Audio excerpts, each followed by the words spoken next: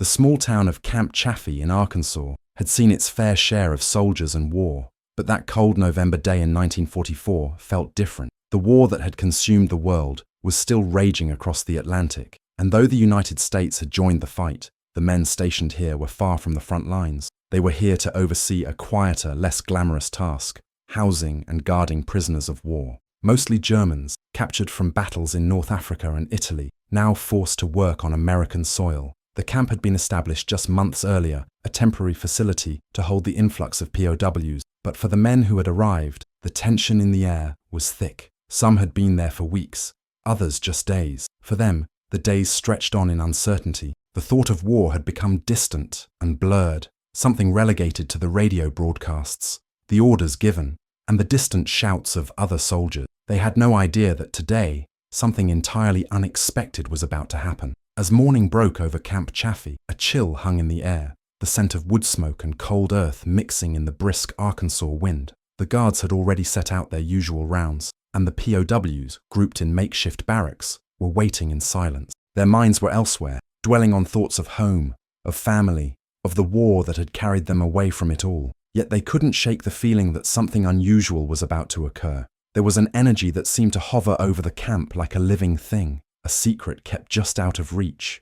Then the announcement came. One of the officers, a sergeant with an unfamiliar smile, addressed the prisoners through a loudspeaker, though the words seemed almost surreal. "Gentlemen," he said, "we'll be having a feast today, a Thanksgiving feast. You are invited to join us." The German POWs exchanged confused looks. Thanksgiving. They had heard of it, of course, an American holiday, a time for celebration and gratitude. But to them, this day was another in a long list of days spent behind barbed wire, surrounded by guards, far from their families and homes. They couldn't understand why these Americans, men they had fought against, would offer them anything more than cold rations and the continued hardships of captivity. The sergeant's words hung in the air, almost too impossible to believe. It was hard to make sense of it, but the guards were already setting up tables in the center of the camp, long rows of benches with white tablecloths, the flicker of candlelight dancing in the cold morning air. The smell of roasting turkey began to mix with the scent of spices and sweet potatoes, a welcome invitation that felt like an illusion.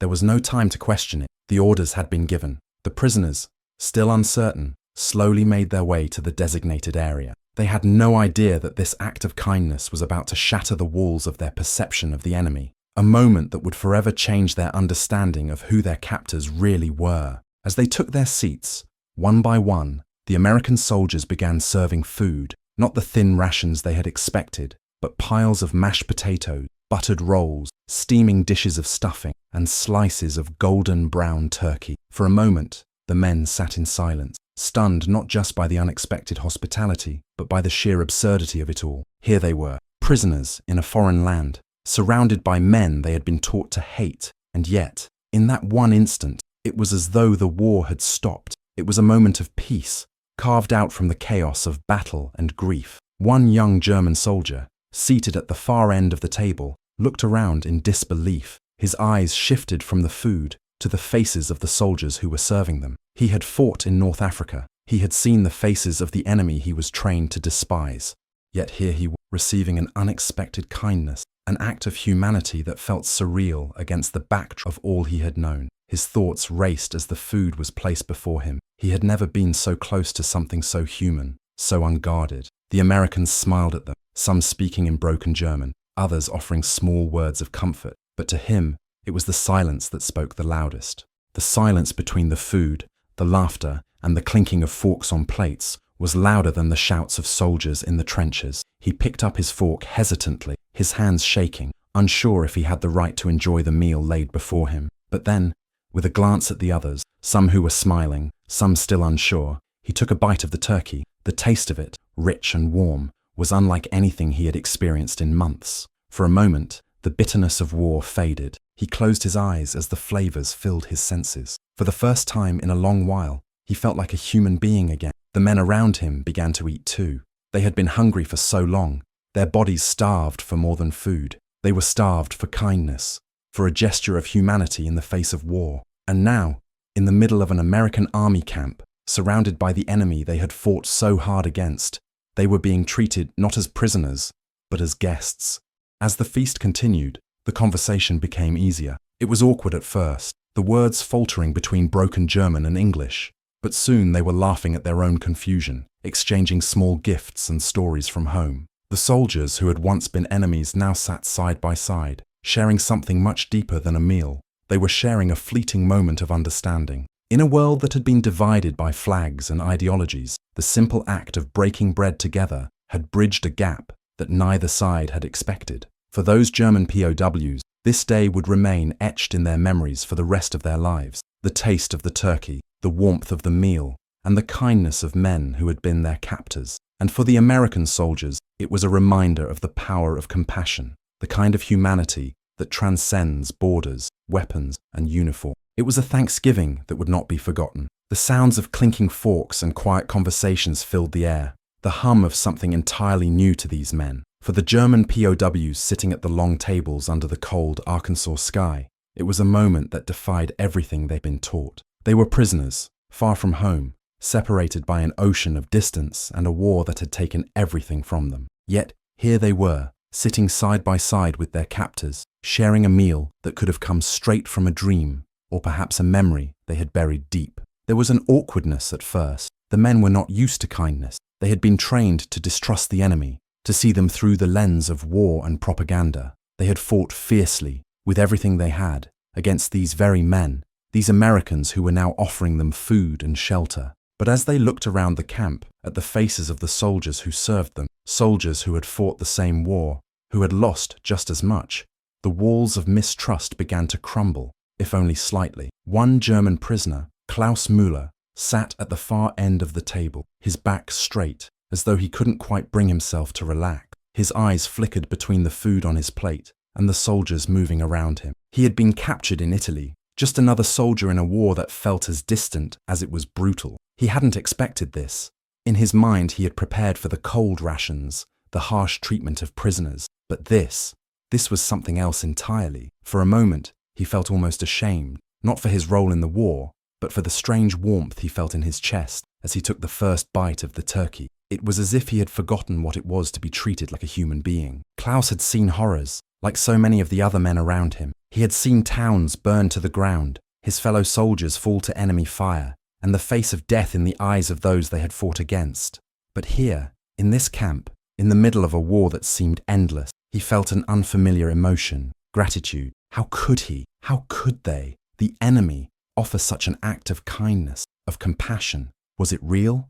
Or was this just another manipulation, another game in the ever-turning wheel of propaganda? He looked up at the soldier standing next to him, an American whose uniform was stained with the dust of the long road from the front line. The soldier caught Klaus's gaze and gave him a small, awkward smile. "It's good, isn't it?" he said, his voice rough from a day of shouting orders, but somehow soft in the way he spoke to the prisoners. The language barrier was still there, the hesitation between two men who had been enemies only months ago, but in that moment, it didn't matter. Klaus nodded slowly, his mouth too full to answer immediately. He swallowed and then said, "Yes, better than anything I've had in a long time." The soldier chuckled, shaking his head. "Well, you're in America now. Best turkey you'll ever have, I promise you that." And just like that, with a simple exchange, something shifted between them. The weight of the war, the distance between the two men, became almost negligible, swallowed up in the vastness of the meal. The food, the warmth, the strange company. It was enough to make them see each other as more than just soldiers on opposite sides of a global conflict. It was a fleeting connection, a shared moment in time that existed far beyond the politics and horrors that had led them to this point. For some of the German soldiers, this was their first real contact with Americans outside the lens of the battlefield, and it confused them deeply. How could the enemy be so kind? How could they serve food and smile in their faces after all the devastation they had caused?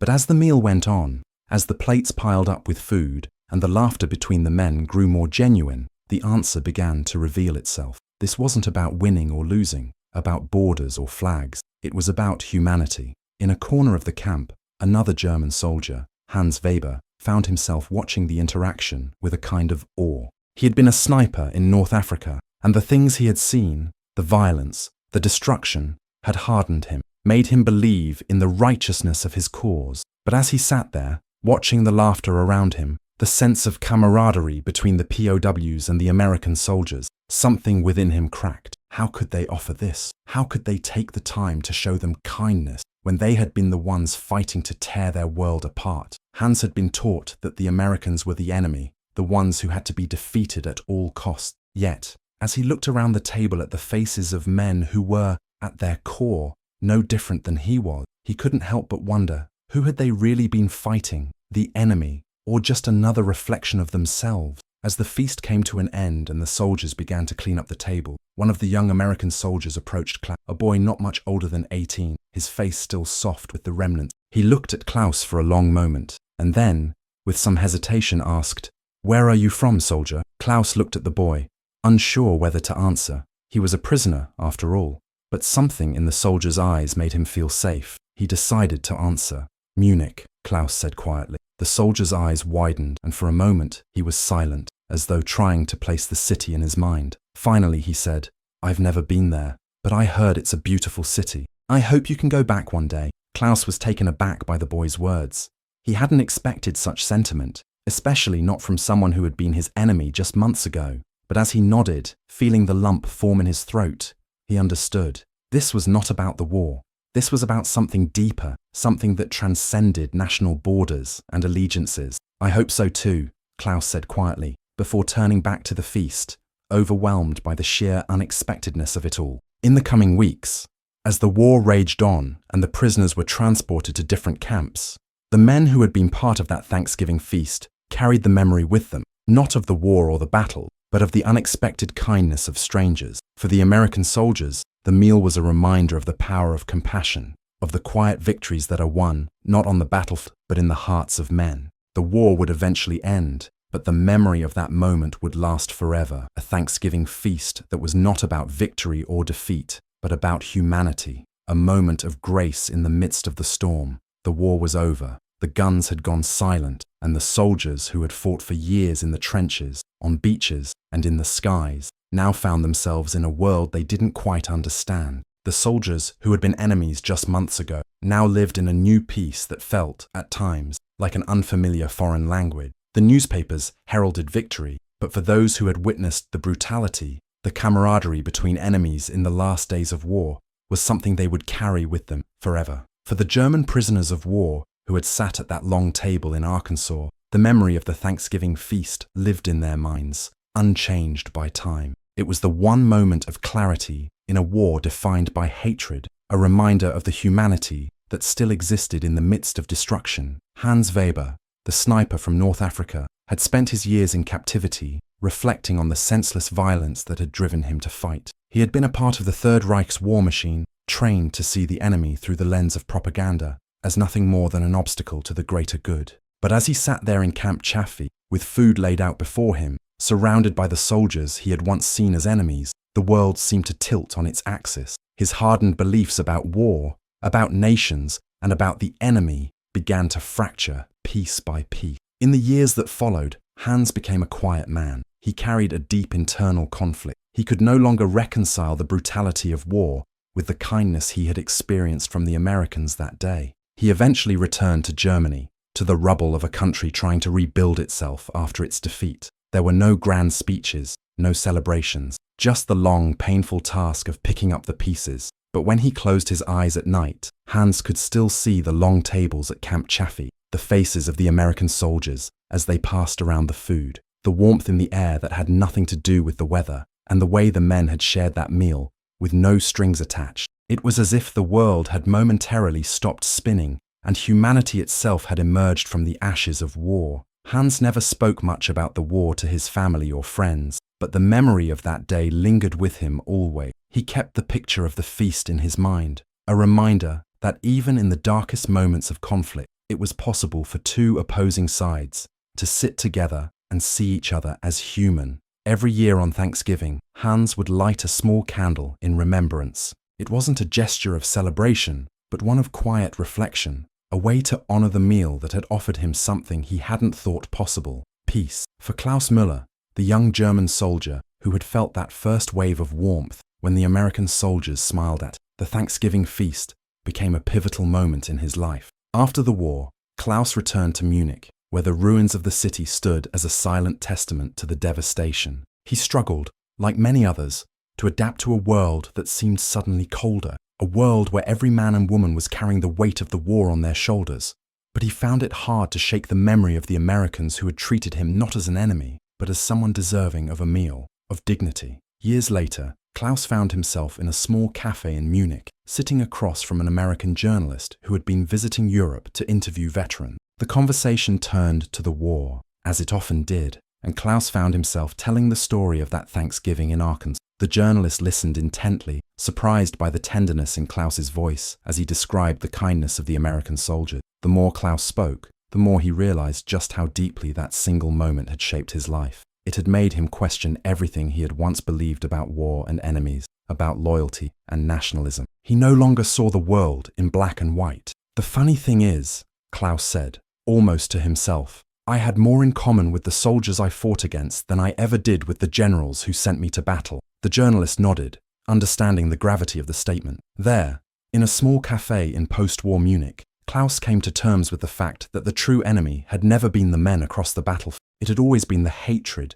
the indoctrination, the ideologies that had driven them to fight, and that Thanksgiving meal, the shared human experience, had shown him that the real connection lay in the things they all shared: hunger, fear, hope, and the longing for peace. Klaus would later visit America, traveling across the country as part of a program to bring former POWs and American soldiers together. It was an emotional experience for him, one he could never fully articulate. But when he returned to the United States for the first time, he made his way to Arkansas. He visited Camp Chaffee, though it had long been decommissioned, and stood silently before the empty grounds where the Thanksgiving feast had once been held. He closed his eyes, feeling the wind, listening to the stillness, and remembering the faces of the men who had served him turkey. Somewhere, deep within, Klaus understood that the peace he sought had always been available to him, if only he could open his heart to it. The soldiers who had once been his captors were now his fellow men, and in their quiet acts of humanity, he had found a part of himself he had nearly lost to war.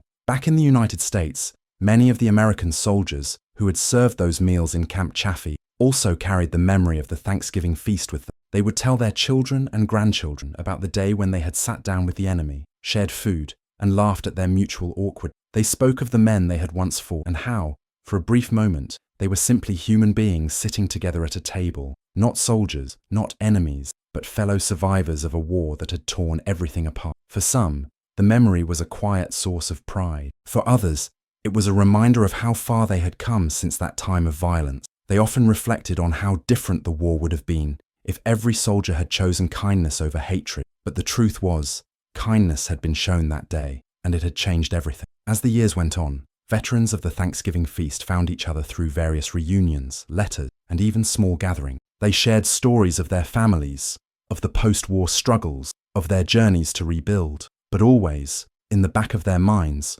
was that singular day when the world had stopped, if only for a moment, and they had sat together in peace. And when Thanksgiving rolled around every year, they would pause, remembering the table they had shared and the men who had once been enemies, but had, for a brief and precious time, been something more, human. The war had left its scars on both sides. For the German POWs, the post-war years were marked by a deep sense of loss, not just the loss of comrades, but the loss of identity. They had fought for a cause that, in the end, had crumbled, and now they found themselves trying to rebuild their lives in a world that had been irreparably altered by their actions. For many, the transition from soldier to civilian was difficult. The memories of the battlefield still haunted them, and the guilt of what they had done, of what they had been part of, weighed heavily on their hearts.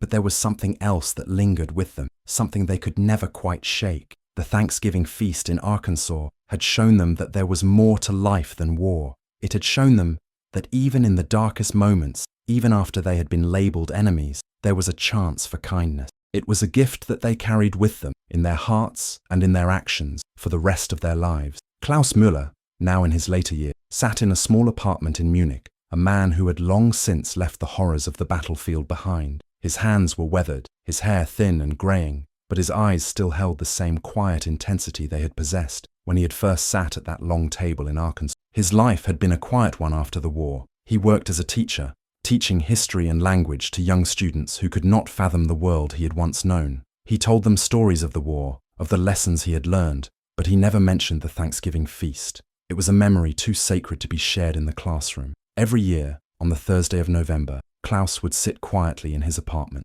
reflecting on that moment. He had never forgotten the kindness of those American soldiers, how they had shared their food, their warmth, and their humanity with him when he had been at his lowest.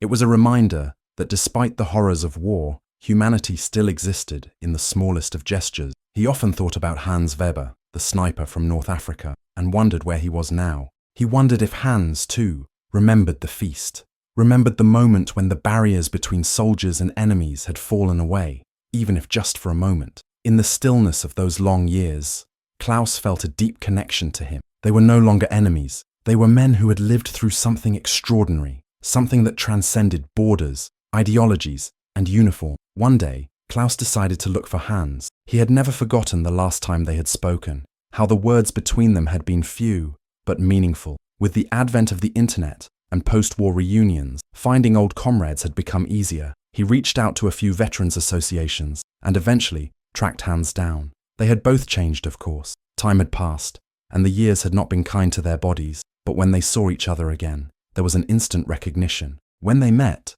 they didn't talk about the war.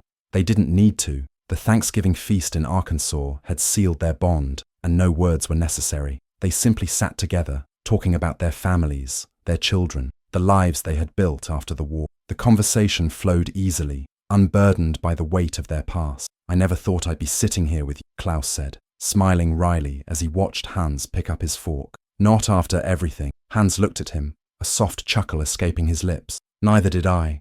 But we survived, didn't we?" "We did," Klaus replied quietly, "and we learned something too." Their conversation drifted to the Thanksgiving feast, the one memory from the war that had stayed with them through the years. They both remembered the surprise, the disbelief, the warmth of the meal that had made them feel human again. It was a rare moment in history, one that neither man would ever forget. Hans took a deep breath, his expression growing thoughtful. "Do you think things could have been different if we had seen each other as human beings back then?" he asked, his voice tinged with regret. Klaus paused, the weight of the question sinking in. "Maybe," he said slowly, "but perhaps we needed to experience all of that pain, all of that hatred, to realize what we could have been, what we should have been." Hans nodded, his eyes distant. "The Thanksgiving feast. It showed me something I didn't understand at the time, that the war, all of it, was never really about the men fighting it. It was about the people who weren't fighting, the ones who had nothing to do with the decisions that led us to this.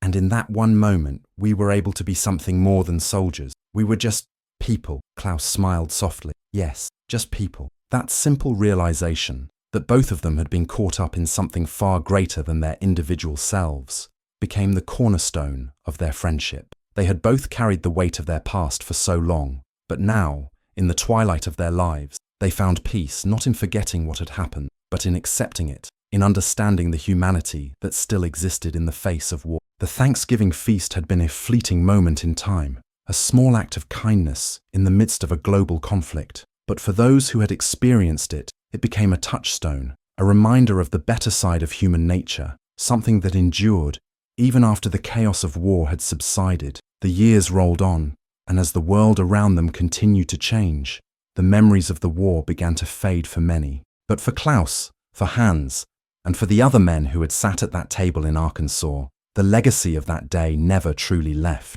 It lived on in their actions, in the way they treated others, in the way they raised their children to understand that kindness was a language that transcended borders. It lived on in their quiet reflections, every November, when they remembered the moment when two enemies had sat together, not as soldiers, but as humans, sharing food and hope. In the end, that Thanksgiving meal in 1944 became a symbol of what could have been and what still could be. It was a lesson in the power of forgiveness, in the possibility of reconciliation, and in the enduring truth that sometimes, in the most unexpected places, the seeds of peace are planted. As the decades passed, the story of that unexpected Thanksgiving meal became something more than just a memory for the men who had lived through it. It became a symbol, a testament to the possibility of humanity, even in the darkest corners of war. The simple act of breaking bread with former enemies in a time of deep conflict carried with it a weight that would grow with time, reverberating through the years as a message of reconciliation, understanding, and the enduring power of kindness. The men who had sat together at that long table in Arkansas The American soldiers and the German POWs went on to lead different lives, but they shared one common truth, that the Thanksgiving feast had changed them. It had shown them that the line between us and them wasn't as clear as they had been taught to believe. The feast had stripped away the uniform, the flags, the propaganda, and left only the raw, undeniable humanity of both sides. And in that shared moment, they discovered something that would shape their futures. Peace was not just an absence of war, but a deliberate act of understanding. As the world moved into the post-war years, the Cold War began to take shape. Nations divided once more, ideologies clashed, and the echoes of the past seemed to haunt the future. But even in this tense new world order, the lessons of the Thanksgiving feast endured in quiet ways. It lived on in small acts, in conversations between former soldiers who had once been enemies, in meetings between people from opposing countries who, despite their government's conflict, found common ground in shared humanity. One of the lasting impacts of that day was how it became a model of reconciliation, not just for the individuals involved, but for future generations. The story of the feast traveled beyond the walls of Camp Chaffee. It was told in books, retold in documentaries, and passed down through families who had known nothing but peace in their lifetime. And every time it was shared, the message was the same, that no matter how great the conflict, no matter how deep the hatred, there is always room for a gesture of humanity, always space for kindness in the midst of chaos. For the children and grandchildren of those who had been there, the Thanksgiving feast became a symbol of hope, proof that even in the darkest of times, people could choose peace over war. It wasn't about denying the brutality of war or glossing over the pain it caused. It was about recognizing that, in the face of suffering, there was a choice to hate and continue the cycle of violence, or to extend a hand of friendship, to sit down and to listen. In the 1980s, when the world saw the end of the Cold War and the fall of the Berlin Wall, many of the soldiers from both sides of the conflict found themselves meeting again, this time as peers in a new world. There were no more battlefields to fight over, no more lines drawn in the sand. And yet, the lessons of the past were not forgotten. Former German POWs and American veterans of WWII participated in peace-building missions, sharing their experiences in the hope that future generations might avoid the mistakes of the past. One of the most poignant moments came in 1994, when a reunion was held between some of the surviving soldiers from both sides of the Thanksgiving feast. The event, organized by a non-profit group dedicated to fostering understanding between former enemies, took place in Berlin. A small group of American and German veterans, now elderly men, came together once again, not as soldiers, but as men who had witnessed the worst and somehow come out the other side with a deeper appreciation for what it meant to be human. The ceremony began with a moment of silence, each veteran reflecting on the friends they had lost, the battles they had fought, and the shared memory of that Thanksgiving feast. Then a table was set, much like the one in Camp Chaffee, only this time it was in the heart of Berlin, surrounded by peace, not conflict. They sat down together, as they had decades before, and shared another meal, one filled with conversation, laughter, and an overwhelming sense of connection. "We're not so different after all," one of the American veterans said, looking across the table at his former adversary. "We were just soldiers doing what we were told, but it's the things we do after the war that matter." His words struck a chord with everyone. The veterans knew the truth of it, that the war had been a moment in time, a chapter of history that, for all its pain, could not erase the bonds forged in unexpected places. And in that moment, as they shared their meal, they realized that the world had changed. But the power of that shared meal, that simple act of sitting down together, breaking bread and sharing a laugh, had not. The story of the Thanksgiving feast spread to younger generations, who learned of it in schools and history classes, in family gatherings, and in documentaries. The lesson was simple, profound. Kindness could change the course of history. It was a story passed down to the children of both American and German families, to those who had never known war but understood the importance of compassion. It became part of the broader narrative of peace, a reminder that the battles we fight are often not just physical ones, but battles for understanding, for human connection. And as the years turned into decades, the story of the Thanksgiving feast continued to inspire. In a world that would still experience conflict, divisions, and tensions, the legacy of that day in Arkansas became a beacon of what was possible, that amidst the carnage of war, there is always the potential for healing, for forgiveness, and for the recognition that, despite all that divides us, we are all part of the same human story. As decades passed, and the scars of war faded into history, the story of the Thanksgiving feast continued to ripple outward, inspiring new generations to reconsider the costs of conflict and the power of reconciliation. It became a symbol, not just for the men who sat around that table in Camp Chaffee, but for the possibility of bridging divides in a world that was still often torn by conflict. The idea of reconciliation through shared humanity began to take root in many post-war diplomatic efforts. The Thanksgiving feast had become more than just a moment in time. It had become a template for peace building, a simple yet profound act that proved that understanding and forgiveness could exist even in the most bitter of circumstances. The story was told in classrooms, at peace conferences, and across communities that had been divided by war, each retelling serving as a reminder that healing could happen when people allowed themselves to see the humanity in their supposed enemies. One of the most significant examples of this influence came in the 1990s,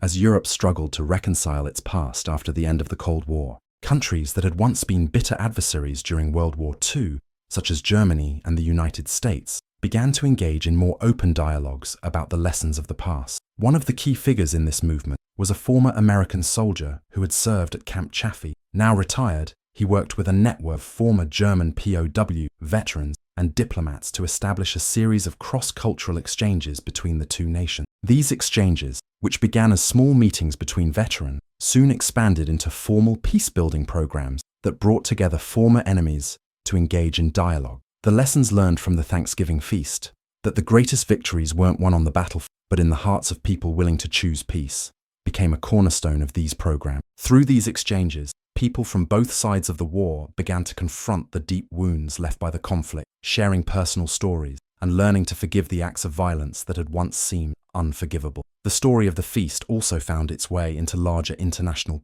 In the aftermath of the Balkan Wars in the 1990s, where ethnic divides had fueled decades of conflict, the United Nations and various non-governmental organizations took inspiration from the Thanksgiving meal to promote reconciliation in the region. There, as in many other places, the idea was simple. If former enemies could sit together, share food, and listen to each other, they could begin to heal even the deepest of wounds. One particularly poignant example took place in Sarajevo in 1998, just a few years after the end of the Bosnian War. Former combatants from different ethnic groups, once locked in brutal conflict, were invited to participate in a symbolic meal, a peace dinner designed to foster understanding. The organizers, aware of the power of shared experiences, took inspiration from the Thanksgiving feast, using it as a model for reconciliation. The dinner was served in the same spirit of generosity and hospitality, with everyone, regardless of their background or the atrocities they had witnessed, encouraged to sit together and share their stories. The result was a moment of intense emotion, a small but meaningful step toward rebuilding trust among people who had been torn apart by years of violence. In the United States, the story of the Thanksgiving feast was included in the curriculum of high schools and universities as part of lessons on reconciliation and the human capacity for forgiveness. Teachers used the story to illustrate the importance of empathy and the profound impact that one act of kindness can have in the midst of great conflict. As students learned about the historical events of World War II, they were also taught the power of peace building, the potential for forgiveness, and the way that small gestures of humanity can change the course of history. One particularly moving initiative took place in 2010, when a group of young German students visited the United States for an exchange program. As part of their cultural exchange, they visited a small town in Arkansas where they were hosted by American families who had direct ties to the soldiers involved in the Thanksgiving feast. The students were invited to a community dinner, and the evening was spent sharing stories of their respective countries, their families, and their personal experiences with the war. It was a moment that bridged generations, from the veterans who had been present at the feast in 1944 to the young people who, despite having never lived through the war, understood the significance of such moments of reconciliation. This dinner wasn't about politics or history. It wasn't about reconciling past grievances or pointing fingers at who was right or wrong. It was about understanding, the kind of understanding that had been fostered on that long ago Thanksgiving Day in Arkansas. Through laughter and tears, through awkward silences and shared memories, these young people learned that the human connection, the ability to see the other as just that, another human being, was the most important lesson they could carry forward. As the world continued to evolve, and as new conflicts emerged in distant corners of the globe, the story of the Thanksgiving feast in Arkansas remained a quiet but powerful reminder of what could be achieved when people chose to see beyond their differences. The legacy of that meal, the kindness of those American soldiers who sat down with their former enemies, continued to inspire peace initiatives and conversations about forgiveness, healing, and the power of shared humanity. The Thanksgiving feast became more than just a historical anecdote. It became a tool, a story passed down through generations, teaching that peace doesn't always have to be negotiated in treaties or signed on battlefields. Sometimes peace can begin with something as simple as a meal shared between enemies, where the walls that divide us are torn down not by the force of arms, but by the shared understanding that we are all, in the end, just people who need food, warmth, and connection. As time moved forward, history continued to unfold, but the lessons of the past never truly disappeared. They lived on in the stories we told, in the moments we chose to remember, and in the small acts of kindness that ripple outward, affecting future generations in ways we may never fully understand. The Thanksgiving feast in Arkansas was one such moment, a brief pause in the violent march of war, a gesture of humanity that transcended national borders and ideological divides. It was a reminder that even in the darkest hours, even when the world seemed at its worst, there could be light, and that light came in the form of understanding. The story of that meal, told time and again across decades and continents, became more than just a historical footnote. It became a touchstone, a symbol of what could be accomplished when enemies chose not to fight, but to listen, to share, to connect. In a world often divided by conflicts that seem insurmountable, that shared meal was a beacon of hope, a reminder that peace is not just something to be negotiated in grand halls, but something that can be born in the smallest, most unexpected of moments. As the world continued to change, new generations rose to inherit the burdens of history. Many were born into a world where the wars of the past were distant memories, where the threats of nuclear annihilation seemed more like abstract concepts than looming dangers. But even as the world moved forward, the lessons of those who had come before them remained vital. The Thanksgiving feast was part of a larger narrative, a story that spanned centuries, from the trenches of World War I to the jungles of Vietnam, from the streets of Sarajevo to the mountains of Afghanistan. It was a story of conflict and resolution, of division and unity, of hatred and ultimately forgiveness. In the years following the war, as global conflicts continued to shape geopolitics and domestic policy, there were still moments, like the Thanksgiving feast, where people on opposing sides of a battle could find common ground. Whether in peace talks between warring nations, in the quiet work of diplomats, or even in the lives of ordinary people who reached out across divides, the idea of reconciliation became a force that could not be easily extinguished. That force had been ignited by the simple act of sitting down at a table, offering food, and seeing the enemy as human. By the turn of the 21st century, the memory of the Thanksgiving feast continued to guide efforts for peacebuilding and conflict resolution. As the world grappled with the complexities of New Age warfare, including the rise of terrorism and the challenges of humanitarian intervention, the story of the feast reminded those involved in global peace efforts that the foundation of lasting peace is rooted in human connection. Political leaders and diplomats who looked to negotiate peace treaties in conflict zones often cited moments of understanding, such as that meal shared between former enemies in Arkansas, as reminders of what was possible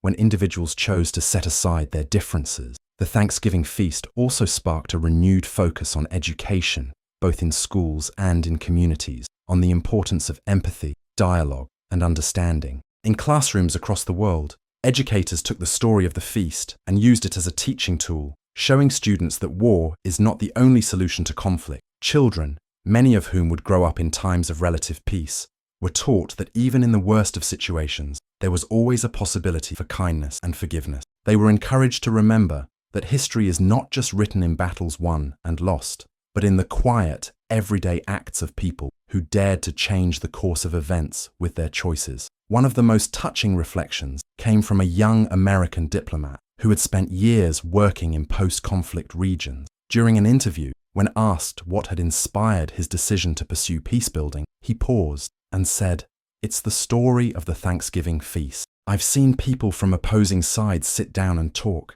I've seen former enemies who were willing to give peace a chance.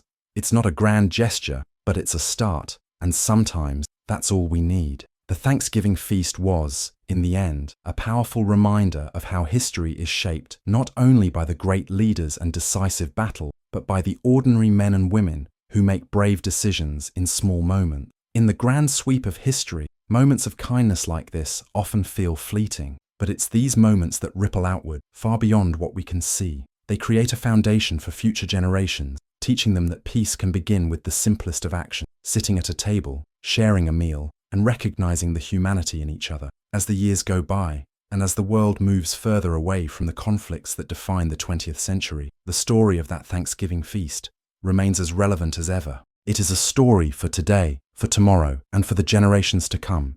It is a story of hope, of reconciliation, of choosing to see the other side not as an enemy, but as a fellow human being. In a world that still faces division, inequality, and war, the Thanksgiving feast stands as a beacon of what is possible when we choose to share not just our food, but our hearts.